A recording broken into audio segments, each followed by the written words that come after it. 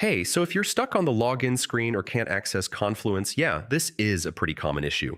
In this guide, I'll show you step by step how to fix Confluence login issues in 2026.